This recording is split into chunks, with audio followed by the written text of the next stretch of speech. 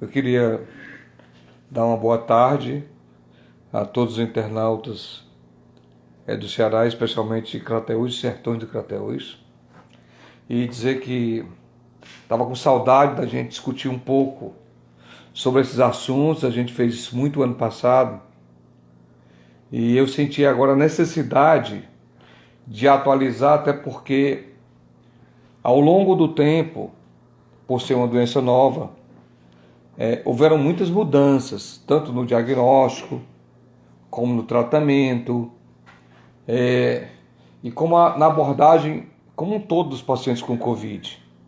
Então eu achei super importante que a gente pudesse atualizar, afinal de contas já existia um consenso no passado como se tratar, e nós tivemos informações novas, resultados de muitos trabalhos científicos.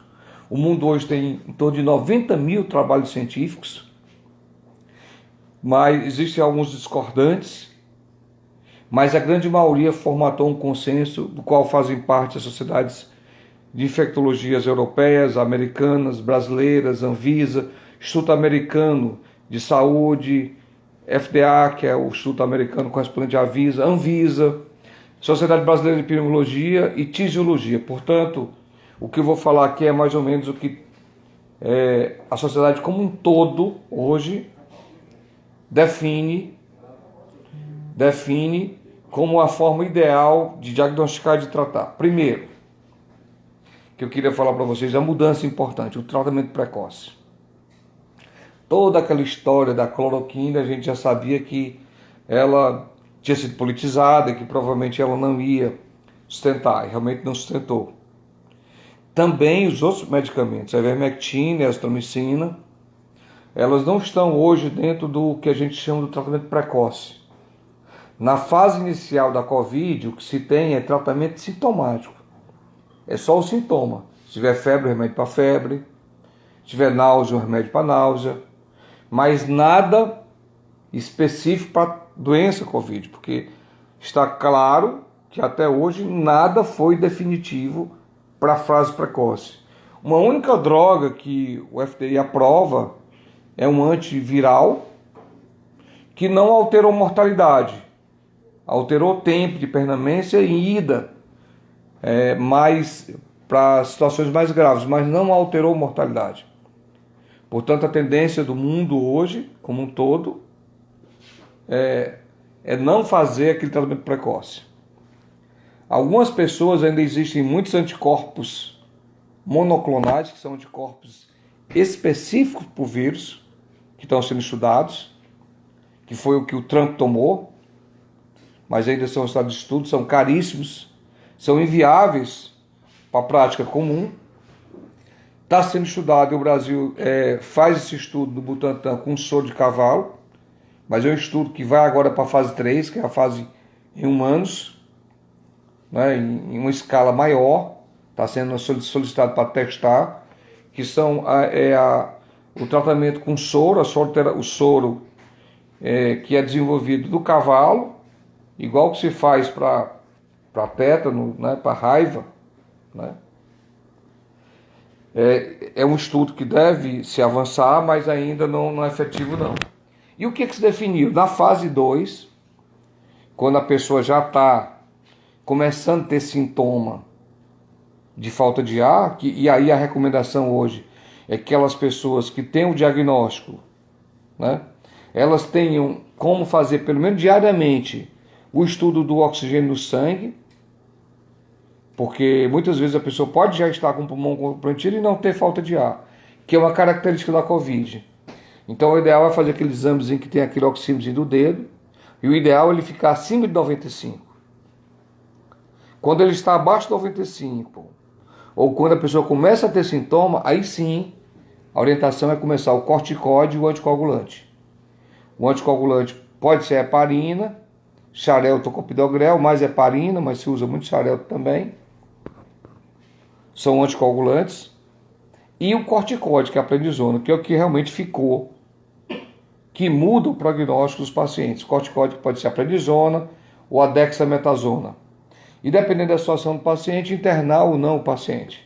E o diagnóstico, como é que ficou o diagnóstico? A mudança no diagnóstico. Hoje tem um método chamado RT-PCR, que entre 3 e 8 dias você faz o estudo pelo nariz ou pela boca, e em 5 a 15 minutos você tem a resposta. Esse você detecta o vírus. A detecção do vírus é que é importante. Aquele negócio do teste rápido ou o teste mais lento sorológico praticamente não se usa mais. Basicamente se pesquisa o antígeno, né? Então a importância hoje é pesquisar o antígeno. E o que fazer com a pessoa que está infectada e está com pouco sintoma? O isolamento. Esse isolamento hoje, a sociedade orienta pelo menos 10 dias, eram 14 dias, e a partir do dia que ele faz o teste da positivo, ele pode repetir de 8 a 10 dias, que ele pode negativar. Ele negativando, ele pode voltar a circular. Os acompanhantes, ou que tiveram contato com essa pessoa, pelo menos 8 dias, até que eles voltem a se envolver com muita gente, com a sociedade. Porque a maior parte das vezes você desenvolve sintomas de 2 a 5 dias. A gravidade começa no 7º dia. 7º dia que começa a ter a falta de ar. Mas os sintomas de maior gravidade mesmo acontecem em torno de 9, 10, 11, 12 dias. Então aquelas pessoas que estão no 14º, 15º dia, dificilmente eles vão ter sintomas graves. Então mudou o diagnóstico, hoje é só RT-PCR, de preferência o rápido, nem em todo lugar tem. Pode fazer o lento, que pode demorar 2 dias também, é uma opção. Acabou aquela história de usar a azitromicina, a ivermectina e a cloroquina. Isso foi resultado de muitos estudos, como eu disse, foram mais de 90 mil estudos. E já é um consenso hoje, inclusive o próprio Ministério Público Federal, ele recomendou que o Ministério tirasse da página dele a cloroquina, vocês terem uma ideia. Então não se trata mais, não se faz mais o tratamento precoce. Fica se observando e fica observando a oximetria. A partir de 95 começa o tratamento, o dos sintomas, né? E obviamente com maior preocupação para aquelas pessoas de maior risco. Então com isso eu falei um pouco sobre as mudanças nos diagnósticos e a mudança do tratamento. Mas eu queria agora contemplar a situação no mundo. Como é que está a situação no mundo? Aconteceu uma segunda onda. Na Europa ela foi muito forte em Portugal, que foi um país que soube fazer um trabalho muito bom. Ninguém entende por que Portugal está tendo essa segunda onda tão forte. A Itália teve a segunda onda, mas o índice de mortes no máximo chegou à metade da média quando estava no pico máximo, chegou a 900 mil, pico máximo. Hoje fica em torno de 500. Inglaterra, outros países como Espanha, Estados Unidos. O México também aumentou em muito. O México hoje é o 3º lugar em número de casos no mundo, né? O primeiro é os Estados Unidos, o segundo é o Brasil, o terceiro é o México e a Índia está em 4º. A Inglaterra me parece em 5º. Essa situação no mundo. O Brasil hoje está com 226 mil casos, quer dizer, está praticamente um pouco mais do que 1 para cada 1.000 pessoas, né? São 210 mil habitantes, milhões de habitantes, nós estamos com 226 mil mortes.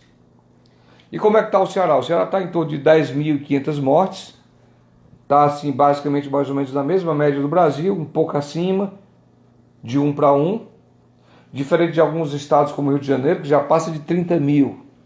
O Rio já está quase 2 mortes para cada 1.000 pessoas.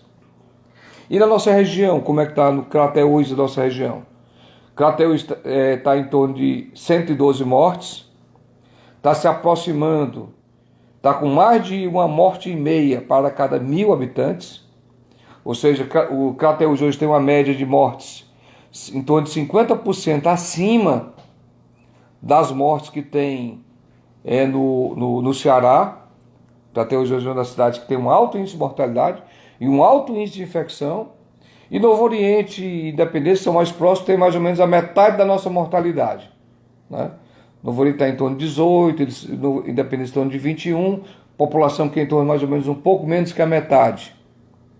Mas com isso você vê que Crateús tem quase o dobro da mortalidade, também uma mortalidade em torno de 50% maior ou mais ainda do que Tauá, que é uma cidade do mesmo porte. Também maior do que Canidé, que é uma cidade do mesmo porte. Tem outras cidades que têm uma mortalidade semelhante a Crateús também, mas não na nossa macro-região. Nossa macro-região é uma das maiores índices de mortalidade. Atualmente houve uma diminuição, mas o que a gente se preocupa agora? Que seriam perguntas que eu falei, essas novas cepas. A gente tem, desde o início, a gente já tinha uma cepa francesa, depois veio uma cepa inglesa, uma nova cepa inglesa, que foi responsável pelaquela segunda onda. Vem agora uma cepa sul-africana, que parece que ela tem uma maior efetividade, ela pega mais. Existe um questionamento se ela é mais letal, ou seja, se ela é mais virulenta, se ela mata mais.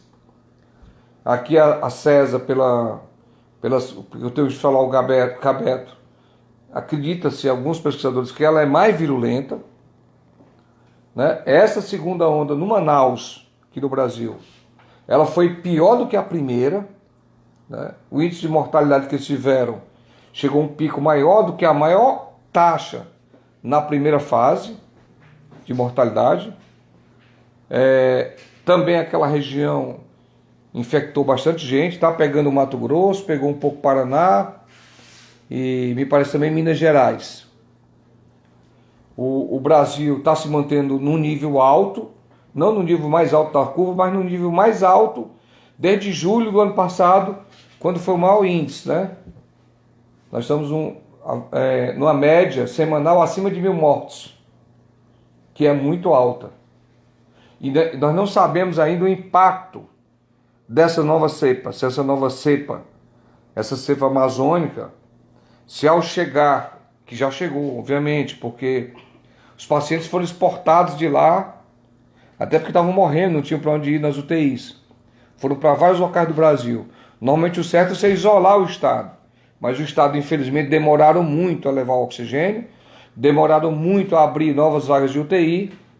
Houve uma responsabilidade muito grande, tanto do governo central, governo federal, quanto do governo estadual, quanto do governo municipal, que alertaram, mas demoraram a tomar as atitudes necessárias, e ocorreu esse índice altíssimo de pessoas morrendo com asfixia, e ainda hoje tem gente esperando ser internada, precisando ir para a UTI, lá em Manaus ainda persiste, a situação ainda não está resolvida. Então a nossa preocupação até quando essa onda, como ela chegará aqui, ela chegou em muitas partes do mundo, é real essa possibilidade. O que se observou foi o seguinte: na última semana houve um aumento de internação em UTIs, tanto na rede particular quanto na rede pública. Então esse aumento, que foi significativo, preocupou as autoridades e gerou a necessidade de um novo decreto, para que possa se intensificar. Ou seja, nós não podemos abrir a guarda. As ações têm que continuar em todos os locais, ainda do Estado. Essa é a mensagem que a gente faz, aquelas ações antigas, tem que continuar. E a outra pergunta que eu sei que vocês vão falar é sobre as vacinas. Vacina tem contraindicação? As vacinas, a única vacina que tem a situação que não foi estudada foram crianças e gestantes. Foi estudado em animais, mas em pessoas não foram estudados. Mas provavelmente não criaria problema. Mas é uma situação ainda não estudada. Com relação a 2 doses, é porque quando você faz só uma dose, se for uma dose só da AstraZeneca, que é de Oxford, ela tem um índice muito bom. Mas o estudo da Coronavac foi feito todo em 2 doses. É porque na de Oxford foi feito com uma dose só, porque no início do estudo fizeram uma dose menor e depois fizeram uma com dose maior. Então isso fez com que permitisse eles saberem que uma dose só já dava um alto índice de imogenicidade. Né? Então, de um modo geral, as vacinas são estudadas assim.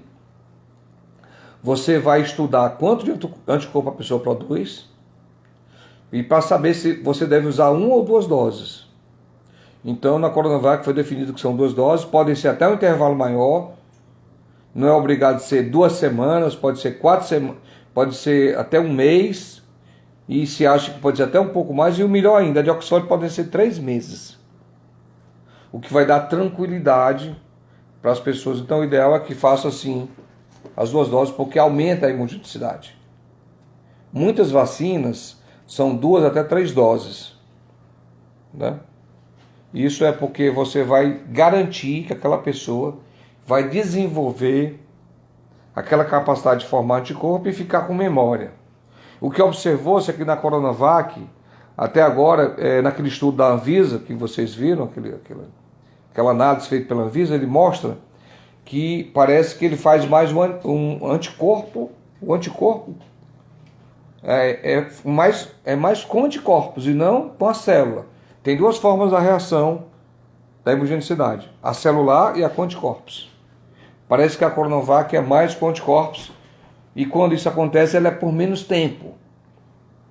Pode ser que a de Oxford dê mais tempo, além de ter uma maior efetividade, eficácia. Agora tem uma coisa interessante, é que saiu alguns estudos recentes, é que parece que a Coronavac, que é da Sinovac, que ela é feita com vírus morto, portanto é o vírus inteiro, ela parece que ela mantém a efetividade contra todas as cepas. Diferente de uma vacina que é feita só com uma proteína, ou com uma parte do vírus, como é o caso da de Oxford e da Pfizer. Né? Aqui nós temos disponível no momento só a de Oxford, que é da AstraZeneca, e também a da Coronavac. Ambas essas vacinas têm sido produzidas muito na Índia, que é um dos maiores produtores de vacina do mundo. E as substâncias que são utilizadas para fazer essas vacinas, que a gente chama de INFA, né, que são os ingredientes farmacêuticos ativos, são produzidos na China. E lá eles são levados, nosso sonho é que a gente mesmo produza essas vacinas. Ainda estamos só envasando. Depois do envasamento só estamos pegando a granel e envasando. Mas o ideal é que a gente produza o IFA aqui. Era o nosso sonho e foi o contrato que foi feito. Mas assim, uma pergunta que é muito feita: essas vacinas vão proteger contra as 2 cepas? Não se tem uma resposta definitiva ainda, mas parece, os primeiros sinais, alguns estudos iniciais mostram que parece que a Coronavac sim, que ela vai proteger contra a cepa, porque ela é feita do vírus completo. Enquanto que a outra não, é outro vírus e você põe nela, ela carrega uma proteína do vírus do corona. Como ela carreasse nela uma proteína chamada proteína S, né? E como essa proteína S é ela que está se modificando, ela está gerando outras cepas, porque ocorrem as mutações, parece que as vacinas, que são só com base na proteína S, poderão talvez não ter esse mesmo efeito, mas é uma análise inicial ainda. Isso ainda está tudo sobre estudos. Acredito que deva ter imunogenicidade contra todos, proteger na menor ou na maior quantidade, né? Efetividade. Parece que a cepa africana é uma cepa diferente. Tem algumas análises mostrando que a cepa sul-africana é uma cepa mais agressiva e que parece que a proteção é menor contra as vacinas da Pfizer, principalmente da Europa. Tem um estudo na Europa falando sobre isso. Então, com isso, a gente colocou algumas explanações aqui que eu acho que devam ser úteis para vocês. Deve-se ir cedo ao médico? Deve-se ir cedo ao médico. Deve-se fazer o diagnóstico no início? Deve-se fazer o diagnóstico no início. Orientação de tratamento precoce, hoje, a orientação de todas as sociedades mundiais são que não façam. Certo? Algumas situações bem específicas, que você tem uma suspeita que a pessoa está com infecção na garganta, tudo bem, você pode fazer azitromicina. Mas a princípio não. Algumas pessoas mantêm o uso da ivermectina. E eu vou explicar por quê. Porque nós temos um parasita chamado Strongyloides stercoralis, que quando você faz altas doses de corticóide, ele pode ter uma sepse por esse parasita. Então teria esse efeito, né, de prevenir uma futura sepse por esse parasita se você fosse fazer o corticóide naquela segunda fase. Mas isso aí, não tem um fundamento dentro da sociedade, não. A orientação hoje do São José, conversei com alguns colegas do São José, fiz algumas revisões, Vi o estudo da Sociedade Brasileira de Infectologia, que está excessivo, foi publicado no dia 9 de dezembro do ano passado, que orienta essa nova forma. Então, essa orientação, ela envolve não só a Anvisa, mas a Sociedade de Pneumologia, Tisiologia, Infectologia, a Anvisa, a OMS, o Instituto Americano de Saúde, a FDA, a Sociedade Francesa de Infectologia e a Sociedade Europeia de Infectologia e a OMS. Portanto, a comunidade científica mundial, ela caminha nesse sentido. Portanto, muito efetivo naquela segunda fase, os corticoides, né, e os anticoagulantes, porque a doença parece afetar todo o corpo. Pode dar um AVC, pode dar um infarto, pode dar insuficiência renal. Apesar de afetar muito o pulmão, pode inflamar o coração. Eu queria aqui, antes de responder mais algumas perguntas, me solidarizar com todas as famílias das 112 vítimas aí de Crateús, né? E dizer que a gente volta aqui para casa com o intuito de continuar trabalhando nesse sentido. Amanhã a gente deve prolongar o estado de calamidade do estado de Ceará. E ao mesmo tempo eu queria que eu me solidarizo com todas essas famílias nesse momento de muita dor ainda das suas perdas. Perdi amigos muito próximos, pessoas muito queridas, né? Um primo recentemente, pessoa do coração da gente. E tantas outras pessoas queridas em Crateús que perderam a vida para essa doença tão maléfica à sociedade e ao mundo, né? Eu queria aproveitar também para pedir para as pessoas continuarem tendo essa preocupação nos seus comércios, nos seus restaurantes, na sua vida pessoal e familiar, que tomem as suas atitudes, procurem manter as medidas como o uso da máscara. Eu estou aqui falando sem máscara, mas é porque eu estou à distância das pessoas que estão filmando. A questão de lavar as mãos com água e sabão, com álcool em gel, a questão do cuidado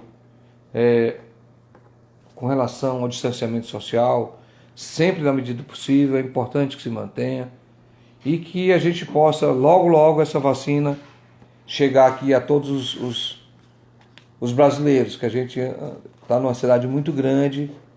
Acho que essa doença, ela teve um viés político não foi benéfico, né? Minha esposa já se vacinou, que ela trabalha no centro do CAPS aqui em Fortaleza. Minha filha também trabalha no serviço de saúde. Meu filho teve a doença, mas vai se vacinar, mas como é jovem, ele tem que esperar a vez. E eu, apesar de ser da saúde, como eu estou mais no setor privado, não estou no setor público, por coerência, eu tenho esperado ser vacinado pela idade. Mas assim, a primeira que chegar, eu poderia me cadastrar, porque sou profissional de saúde e trabalho no setor privado, mas até por uma questão de coerência, achar que tem pessoas que precisam mais do que eu, a gente tá deixando o desenrolar dessa vacina para a gente poder chegar a nossa vez pela idade também. Estou com 60 anos. Então, quando chegar a vez da minha idade, eu estarei junto lá com meus amigos da mesma idade. Quem teve uma vez pode ter a reinfecção, né? A reinfecção, no passado a gente achava que não teria. Foi engano. Eu mesmo disse em uma live que não teria, que realmente são mais raros do que se dizem. Mas tem sim reinfecção. Só que a reinfecção, ela ocorre, é aquela que ocorre depois de 3 meses, porque até 3 meses pode ser a persistência do vírus. Às vezes o vírus não sai, a pessoa fica com o vírus mais tempo. Normalmente com 8 ou 10 dias não é para ter mais o vírus na região nasal. Mas tem gente que fica com o vírus muito tempo. Portanto, que até 3 meses não é considerado reinfecção. E para ser provado a reinfecção é muito difícil, porque tem que ser 2 cepas diferentes. Porque se for a mesma cepa, a gente considera a persistência do vírus, como ocorre na hepatite. Então, para ser uma reinfecção, teria que ser uma nova cepa. Então, tem que fazer o estudo genético. Então, eu tive a reinfecção. Se você não fez o estudo genético, você não pode dizer que foi uma reinfecção. Mas sabe sim que tem. com essas novas cepas. Essa é a nossa maior preocupação. Junto com essa... E se a segunda vez é mais fraca ou mais grave, não está bem definido. Vi casos mais graves e casos mais fracos. Né? Não está bem definido se a segunda vez é mais fraca ou mais grave. São estudos ainda, tem especulações, mas não está bem definido. O que se está dizendo é que essa cepa sul-africana, para alguns epidemiologistas e alguns infectologistas, ela não parece só pegar mais, ter mais infectividade quando pega mais, mas ser mais letal e mais virulenta. E também tem uma discussão sobre a amazonense. Alguns acreditam que ela pode ter mais letalidade. Essa cepa amazonense, diferente da cepa francesa, não ocorreu isso com a cepa inglesa. Então, toda vida que o vírus muta, ele pode ter algumas características diferentes. Ele pode aumentar a capacidade dele de entrar dentro da célula e tornar ele mais letal. Ele pode ter a capacidade de se multiplicar mais, porque se ele entra dentro da célula, ele se multiplica. Portanto, essa definição. Então, pode ter uma segunda vez, por isso que, se você teve a doença, você tem que se vacinar. Certo? E pode ser até que essa vacina, os estudos continuam, né, para saber se os anticorpos continuam e a capacidade de estar imune continua. Vai ser definida ainda se ela vai ser feita de ano em ano, se ela pode ficar por muito tempo. Vocês terem ideia, tem mais de 200 vacinas em estudo. Certamente, até ao longo desse ano, a gente vai ter resposta de quais são as vacinas melhores, né? Porque no mundo, em uso, tem a Sinovac, que está sendo feita na Turquia, na China, que é essa do Coronavac. No Brasil, na Indonésia, nós temos aí a russa, que é a Sputnik V, que está sendo feita na União Soviética, na Costa Rica e na Argentina, mas que no Brasil não começou porque o Brasil exige que o estudo seja feito aqui. Né? Nós temos a da Pfizer, que está sendo feito muito na Europa. Nós temos a Moderna, que está sendo feita nos Estados Unidos, a da Pfizer, que está sendo feita também E nós temos a da AstraZeneca, que está sendo feita em vários locais aqui do mundo.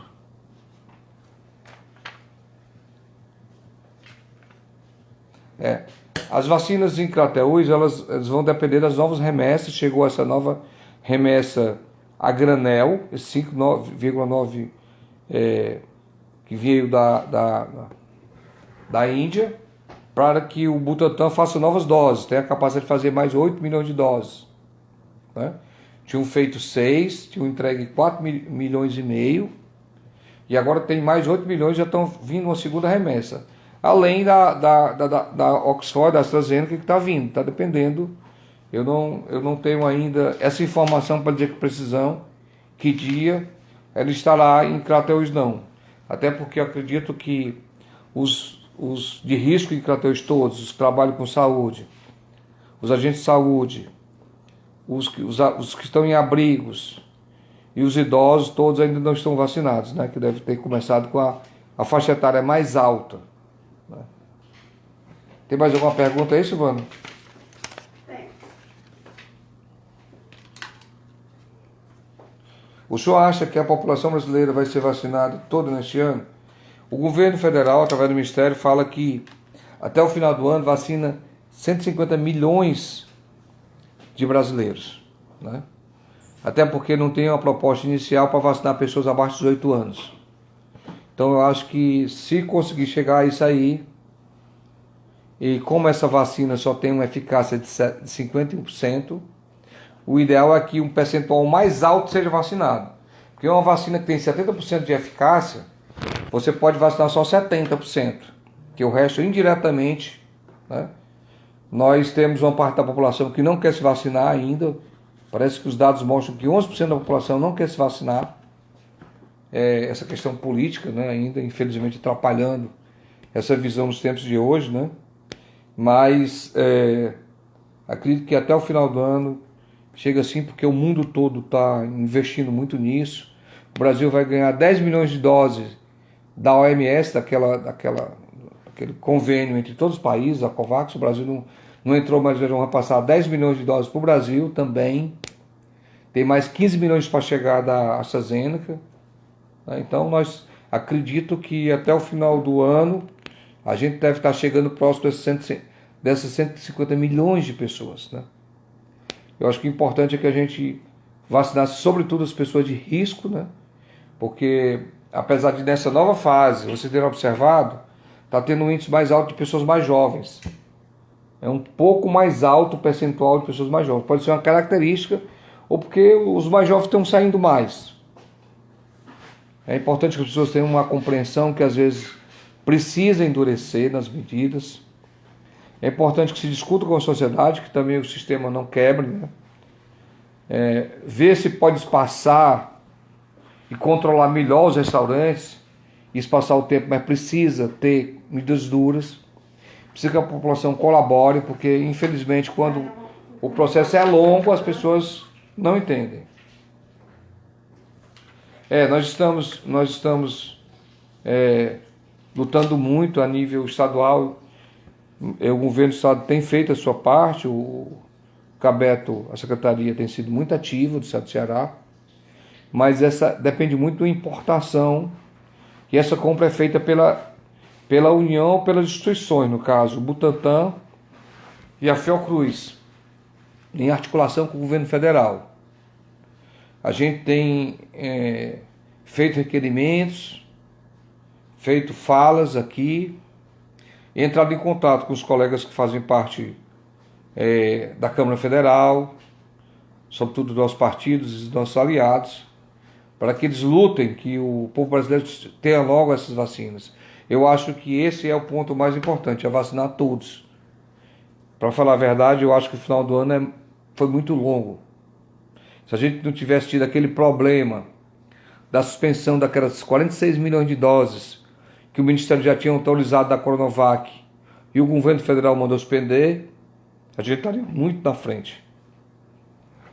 Eu acho também que precisa se reavaliar essas vacinas que já têm uma aprovação na Comunidade Europeia e nos Estados Unidos, nos centros de grande referência. A Anvisa ela sempre quer fazer estudo do Brasil, mas eu acho que numa situação como essa, eu acredito que deveria ser questionado se a gente não deveria antecipar e iniciar a vacinação. Por exemplo, a Argentina começou a Sputnik antes da fase 3 ser publicada. Sputnik deu 91,6, né, o resultado. Então eu acho que numa situação dessa de crise, eu acho que os protocolos habituais, que são importantes, mas numa situação de emergência, eu acho que a gente podia ter agilizado mais isso na Anvisa. Inclusive a questão das outras vacinas, como a Pfizer e como a Sputnik, precisam ser melhor tratadas. Toda a pessoa que as cirurgias eletivas, inclusive no Hospital da Unimed, foram suspensos. Mas o fato de você ter feito cirurgia bariátrica não aumenta o seu risco, né? Se você está bem nutricionalmente, não aumenta. A obesidade, sim, né? A cirurgia é um trauma, né? Tudo que deprime é um trauma. Toda depressão. Tem mais alguma pergunta, Silvana? Tem uma que não é do tema. Mas qual é? Pode falar. Mas é necessidade de cartel, demanda da comunidade. Sim, essa questão do lixão em Crateús nos preocupa muito, né? A última vez foi resolvido com a ação impetrada pelo advogado, que é da nossa região aí do Quirino, que foi o Tarcísio. Ele entrou no Ministério Público e conseguiu. O manejo esse lixão ele vai ter que ser mudado, até porque ele já está lá há muito tempo, precisa do envolvimento da sociedade. Agora, antes de mudar, ele poderia melhorar muito, se houvesse um manejo melhor. Se realmente o manejo for feito adequado, ele deixa de queimar. Quando o manejo não é feito adequado, ele provoca problemas. Aquelas pessoas que também moram lá, numa situação muito crítica, né? Que na nossa época a gente criou uma associação e tirou eles de lá, uma grande parte, não todos. E o manejo dele precisa ser melhor. Quando o manejo fica ruim, ele pega fogo. tem que ter a quantidade de horas, tem que estar colocando aquela terra em cima, tem que fazer uma segregação do lixo bem feita antes de chegar lá, tem que melhorar de novo a coleta seletiva para poder não ir nada que possa queimar, mas também precisa mudar esse lixão desse local. É um grande desafio, né? E eu acho que precisa ser resolvido esse lixão de Crateús. Já está há muito tempo nessa área, tem prejudicado muito aquelas pessoas da região ali da Ibiapaba, do Quirino, da Ipujuca, muitas pessoas adoecidas, mas acredito que um fator importante foi o manuseio, né? A gente sabe que houve até uma ação contra a empresa anterior que tomava conta, porque ela não estava cumprindo a quantidade de horas que tinha no contrato de manejo do lixo. Primeiro a gente precisava garantir que o manejo está correto e garantir que aquelas pessoas e que a qualidade seletiva fosse melhor. E, obviamente, baseado no estudo, que aquilo ali para trocar ele tem que ter um estudo de outras regiões para onde ele pode ir, tem que ter uma liberação da SEMAS para o novo local onde ele deve ir, porque para todo local que vai sempre é um problema, ninguém quer um lixão perto. Mas o grande problema é a forma como ele é, a forma como é feito o manejo dele. Ele está dizendo que com carrinho de mão não adianta. Pois é, o problema aí é que a gente vê a gravidade de como é feita a questão do lixo em Crateús, né? São caçambas, muitas vezes, ficou muito tempo com caçambas, lixo caindo aí na estrada. Para quem faz esse percurso até a Ibiapaba vê muito lixo da estrada, um desrespeito aos garis muito grande. Eu acho que ações jurídicas precisam ser efetivadas. Eu pretendo da próxima vez ir aí e também cobrar da SEMAS uma posição e da Secretaria do Meio Ambiente.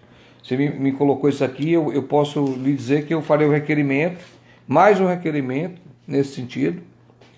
Encaminharei também para a SEMAS, para a Secretaria Municipal de Meio Ambiente de Crateús, né?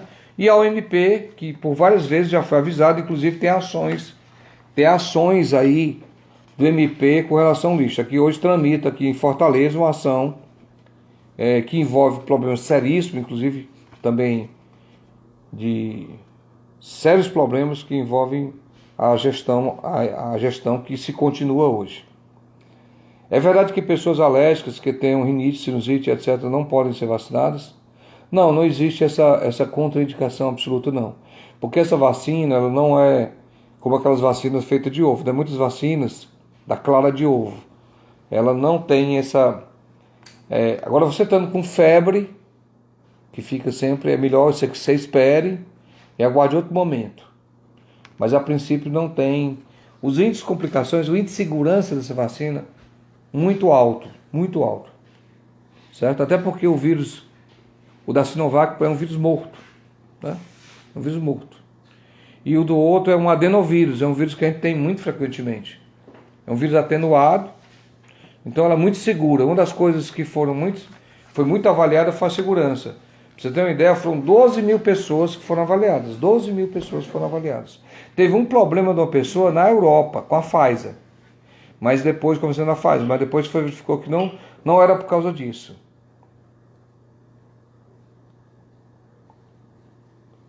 Uma reinfecção, o tratamento é igual ao da infecção.